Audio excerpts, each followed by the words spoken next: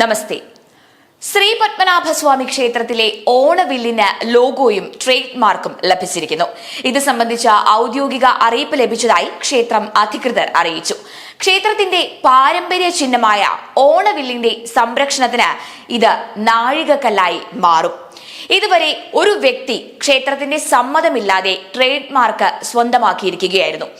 അദ്ദേഹം രജിസ്റ്റർ ചെയ്തത് അറിഞ്ഞ് ക്ഷേത്രം നിയമ നടപടികൾ ആരംഭിച്ചിരുന്നു. ചെന്നൈയിലെ ട്രേഡ് മാർക്ക് രജിസ്ട്രിയിൽ നൽകിയ അപേക്ഷയെ തുടർന്നാണ് ക്ഷേത്രത്തിന് ഔദ്യോഗികമായ ട്രേഡ് മാർക്ക് ലഭിച്ചിരിക്കുന്നത്. ഇനി മുതൽ ഓണവില്ല് എന്ന പേരിൽ വില്ലുകൾ ഉണ്ടാക്കി വിൽപ്പന നടത്താൻ മറ്റാർക്കും സാധിക്കില്ല എന്ന് ചുരുക്കം.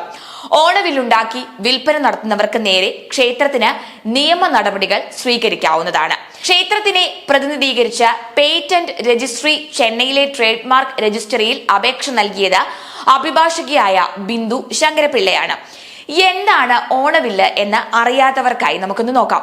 എല്ലാ വർഷവും ഓണക്കാലത്ത് വിഷ്ണുവിന്റെ എല്ലാ അവതാരങ്ങളും നിറഞ്ഞ ഓണവില്ലുകൾ അല്ലെങ്കിൽ വർണ്ണാഭമായ കൈകൊണ്ട് വരച്ച വില്ലുകൾ നിർമ്മിക്കുന്നുണ്ട്. ഈ ആചാരപരമായ വില്ലുകൾ ശുഭകരമായ തിരുവോണ നാളിലാണ് ശ്രീ പത്മനാഭസ്വാമി ക്ഷേത്രത്തിൽ പ്രതിഷ്ഠയ്ക്ക് മുന്നിൽ സമർപ്പിക്കുന്നത്. പണ്ട് മുതലേയുള്ള ഒരു പാരമ്പര്യത്തിന്റെ ഉൽപ്പന്നം ഓണവില്ല് കലാപരമായ മഹത്വവും ദൈവികതയും ഉണർത്തുന്ന ഒന്ന് തന്നെയാണ്. ദ്രാവിഡ ചിത്രകലയെ പ്രദർശിപ്പിച്ചുകൊണ്ട് പഞ്ചവർണ്ണങ്ങൾ മാത്രം ഉപയോഗിച്ചാണ് ഈ ഓണവില്ല് നിർമ്മിക്കുന്നത്. വെള്ള, പച്ച, ചുവപ്പ്, മഞ്ഞ, കറുപ്പ് എന്നീ നിറങ്ങൾ മഹാവിഷ്ണുവിന്റെ അവതാരങ്ങളെ ചിത്രീകരിക്കുന്ന ഗംഭീരമായ ദൃശ്യങ്ങൾ സൃഷ്ടിക്കാൻ വിദഗ്ധമായി പ്രയോഗിക്കുന്നു. വില്ലുകൾ ചുവന്ന തൂവലുകളാലാണ് അലങ്കരിക്കുന്നത്. ഓണവില്ലിന് ഏകദേശം ഒരു 3.5 അടി മുതൽ 4.5 അടി നീളവും 4 മുതൽ 6 ഇഞ്ച് വീതിയും ഉണ്ട്.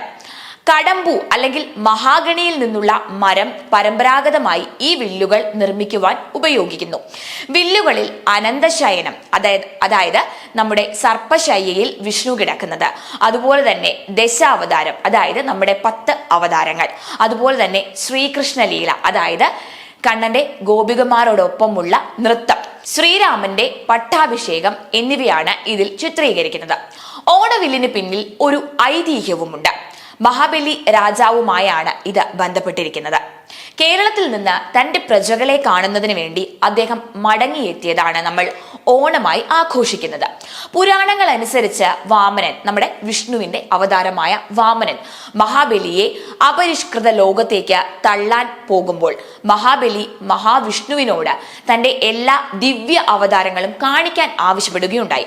അങ്ങനെ മഹാവിഷ്ണു അത് സമ്മതിച്ചുവെങ്കിലും ഈ അവതാരങ്ങളെ ചിത്രങ്ങളായി മാത്രമേ കാണാൻ കഴിയൂ. അതിനാൽ മഹാബലി തന്റെ പ്രജകളെ സന്ദർശിക്കുന്നതിന് വേണ്ടി ഭൂലോകത്ത് നിന്ന് വരുന്ന ഓണക്കാലത്താണ് ഈ വില്ലുകൾ രൂപപ്പെടുന്നത്.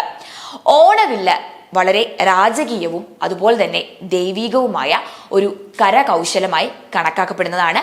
അപ്പോൾ എന്തായാലും ആ ഓണവില്ലിന്റെ പേറ്റന്റ് നമ്മുടെ ശ്രീ പത്മനാഭസ്വാമി ക്ഷേത്രത്തിന് തന്നെ ലഭിച്ചിരിക്കുന്നു എന്ന സന്തോഷ വാർത്തയാണ് ഇപ്പോൾ എത്തുന്നത്.